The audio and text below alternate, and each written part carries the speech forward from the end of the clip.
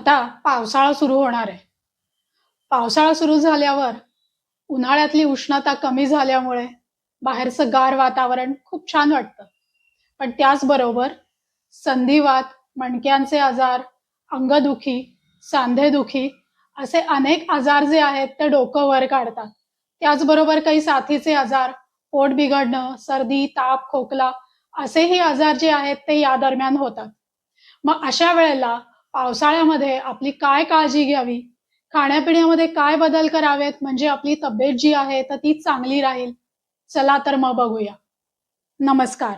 मी वैद्य अकल्पिता धानोरकर आपले आयु स्वास्थ्य या विश्वजा आयुर्वेद प्रणीत चॅनलमध्ये स्वागत करते.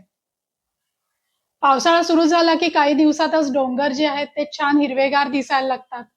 झरे आणि धबधबे खळखळून वाहायला लागतात. वातावरणात एक कुंद असा गारवा खूप छान वाटत असतो. पण त्याचबरोबर पर्यटनाला गेल्यानंतर पावसात भिजलं की सर्दी, खोकला, ताप हे ठरलेलं असतं.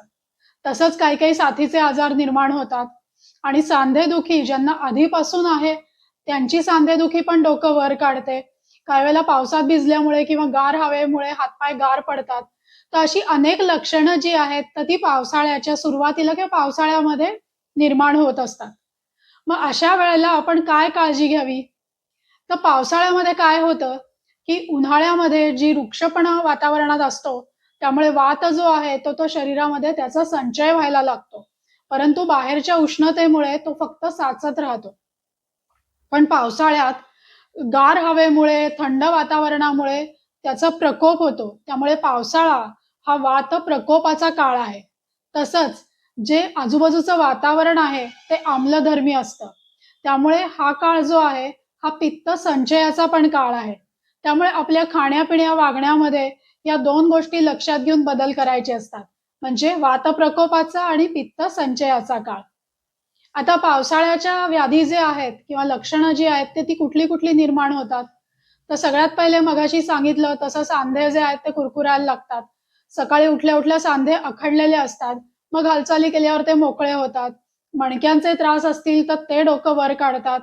हातपाय थंड पडले असल्या कारणाने जे पेरं असतात बोटांची, छोटे-छोटे सांधे असतात, ते पण दुखायला लागतात. डोकं जड होतं, अंग जड पडतं, शरीर गारठून जातं.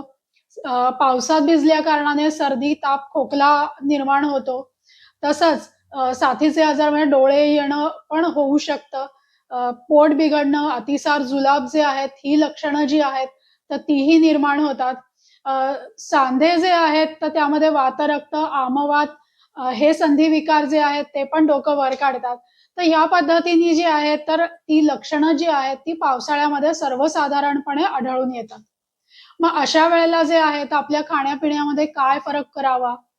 तर सगळ्यात पहिलं म्हणजे वातावरणात खूप गारवा असतो. त्यामुळे घर जे आहे तर ते आपलं उबदार राखायला पाहिजे.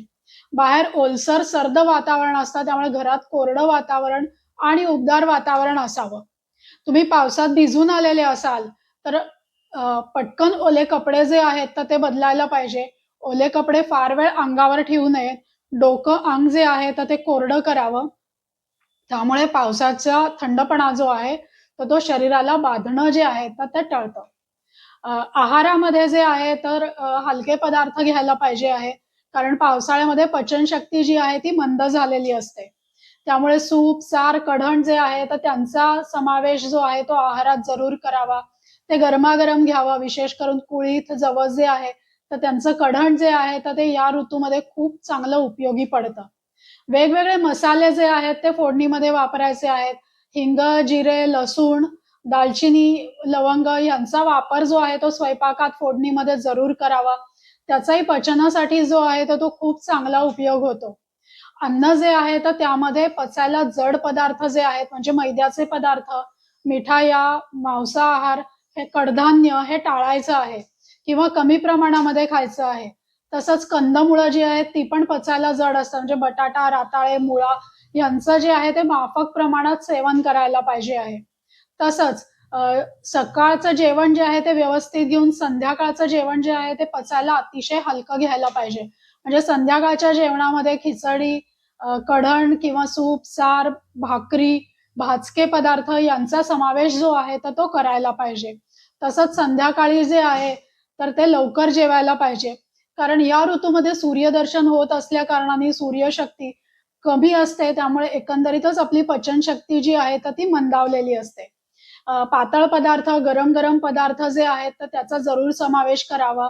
कडधान्य तुम्ही घेत नसलात तरी त्याचे युष्य जे आहे किंवा कडण जे आहे, तर त्याचा समावेश जरूर आहारामध्ये करावा. तृणधान्य जे आहेत त्याचे वेगवेगळे पदार्थ या काळात जे आहेत, तर ते तुम्ही करून घेऊ शकतात.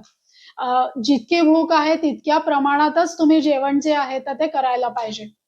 तसंच आम्लविपाकी वातावरण जे आजूबाजूला असतं, त्यामुळे पालेभाज्या ज्या असतात, ज्या आम्लविपाकी आयुर्वेदामध्ये सांगितलेल्या आहेत, त्यामुळे या काळामध्ये पालेभाज्यांचं सेवन जे आहे, तर ते टाळायला पाहिजे आहे. अगदी कमी प्रमाणात खायला काही हरकत नाही, पण शक्यतो पालेभाज्या ज्या आहेत, त्या पावसाळ्यामध्ये टाळाव्यात.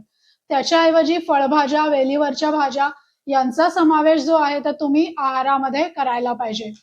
फळं जी आहेत ती पण डाळिंब, सफरचंद यासारखे पदार्थ आहेत ते तुम्ही घेऊ शकतात.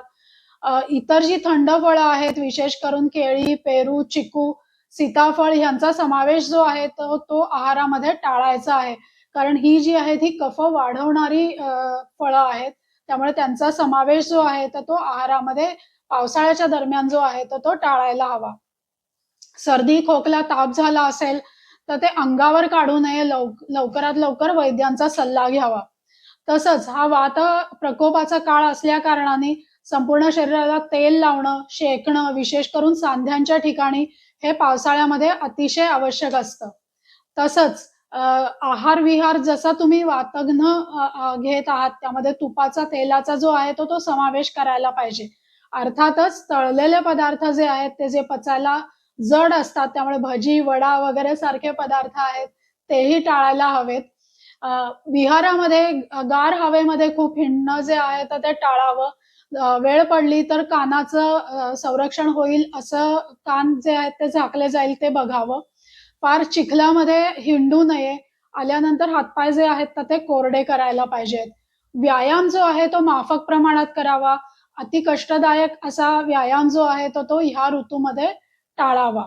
तर या पद्धतीने जे आहे तर तुम्ही आहार-विहारामध्ये बदल करून घेऊ शकता. मग आता औषधोपचार काय करावेत? तर पावसाळा जो आहे तो वात प्रकोपाचा काळ असल्या कारणाने या काळामध्ये बस्ती चिकित्सा ही पंचकर्मातली खूप उत्तम चिकित्सा सांगितली आहे. बस्ती चिकित्सेमध्ये गुदद्वारा वाटे तेल किंवा काढा जो आहे तो दिला जातो. यामुळे काय होतं, तर जो अतिरिक्त प्रमाणातला वात आहे, तो शरीराबाहेर निघून जायला जी आहे, तर ती मदत मिळते. बस्तीचे 2 प्रकार असतात. अनुवासन बस्ती आणि निरूह बस्ती. अनुवासन बस्ती म्हणजे तेलाचा बस्ती असतो आणि निरूह म्हणजे काढ्याचा किंवा दुधाचा म्हणजे ज्याला तिक्तक्षीर बस्ती म्हणतात, तसा जो आहे तो ह्याचा प्रकार आहे. तर कुठला बस्ती घ्यावा ते वैद्य जे आहेत ते ठरवतात. कोणी बस्ती चिकित्सा करून घ्यावी, तर ज्यांना वातविकार झालेले आहेत, सांधे दुखतायत, आमवात आहे, वातरक्त झालेला आहे, मणक्यांचे विकार आहेत, छोटे-छोटे सांधे दुखतायत, मुतखडा झालेला आहे, पोटफुगी आहे, हृदरोगासारखे आजार आहेत, मलबद्धता निर्माण झालेली आहे. तर ह्या सगळ्या आजारांसाठी बस्ती चिकित्सा जी आहे ती उपयोगी ठरवू शकते. तसंच स्त्रियांमध्ये जे आहे ते पाळीच्या तक्रारी, वंध्यत्व किंवा सुप्रजा म्हणजे ज्यांना उत्तम संतती हवी आहे, असे लोकं जे आहेत तर त्या स्त्रिया सुद्धा बस्ती चिकित्सा जी आहे तर ती करून घेऊ शकतात. वर्षभर वातविकार होऊ नये म्हणून जे 45च्या पुढचे लोकं आहेत, तर ते सुद्धा जे आहे तर ते बस्ती चिकित्सा करून घेऊ शकतात. अर्थातच बस्ती कोणती करायची, किती संख्येमध्ये करायची, बस्ती करायची किंवा नाही, कोणत्या प्रकारची बस्ती करायची, हे जे आहे हे वैद्य ठरवतात. त्यांच्या सल्ल्यानेच बस्ती चिकित्सा जी आहे तर ती घ्यायची आहे. औषधोपचारामध्ये पोटामध्ये जे आहे तर दशमूळ, सुंठ, नागरमोथा, रासना, शतावरी, अश्वगंधा, विदारी असे वेगवेगळ्या वनस्पती ज्या आहेत, तर त्यांचं चूर्ण किंवा काढे जे आहेत, तर ते घेतलेले चांगले. तसंच पचन सुधारण्यासाठी हिंगवाष्टक, भास्कर लवण किंवा इतर पाचक औषधी जी आहेत, तर त्यांचा समावेश जो आहे, तर तो तुम्ही करून घेऊ शकतात. तूप जे आहे, तर त्याच्याने पण वातशमन आणि पित्तशमनाचंही कार्य घडतं.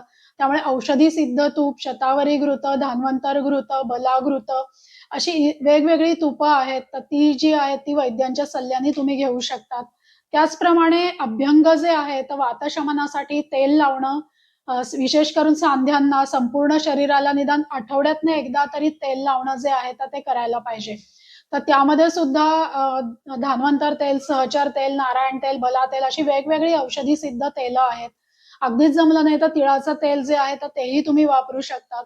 कोमट करून सगळ्या शरीराला तेल लावणं, सांध्यांच्या ठिकाणी तेल जिरवणं, केसांना केशतेल किंवा नारळाचं तेल लावणं.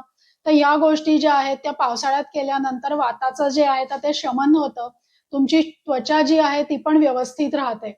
तर या पद्धतीचे उपचार जे आहेत ते तुम्ही करून घेऊ शकतात. बस्ती चिकित्सेचं पूर्वकर्म जे आहे तर त्याच्यामध्येही स्नेहन-स्वेदन सांगितलेलं आहे.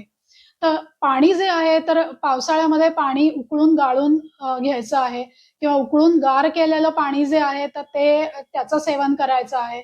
शक्य झालं तर कोमट पाणी जे आहे तर त्याचा समावेश तुमच्या आहारामध्ये केला तर खूप चांगलं होईल. त्याच्यामुळे वाताचंही अनुलोमन होतं आणि उष्ण असल्या कारणाने म्हणजे गरम-गरम ते घेतल्या असल्या कारणाने सर्दी खोकला झालेला असेल किंवा शरीरातला वात जो आहे तर त्याचं पण अनुलोमन जे आहे तर ते होऊ शकतं. तर या पद्धतीने तुम्ही आहार-विहारामध्ये बदल करून घेऊ शकतात. शक्य झाल्यास बस्ती चिकित्सा करून घेऊ शकतात किंवा घरच्या घरीही तुम्ही तेल लावणं, आहारातले बदल जे आहेत तर त्यांनी काळजी घेऊन वात जो आहे तर तो तुमचा नियंत्रणात ठेवू शकतात. तुम्हाला जर माझे व्हिडिओ आवडत असतील तर लाईक, शेअर, सबस्क्राईब जरूर करा.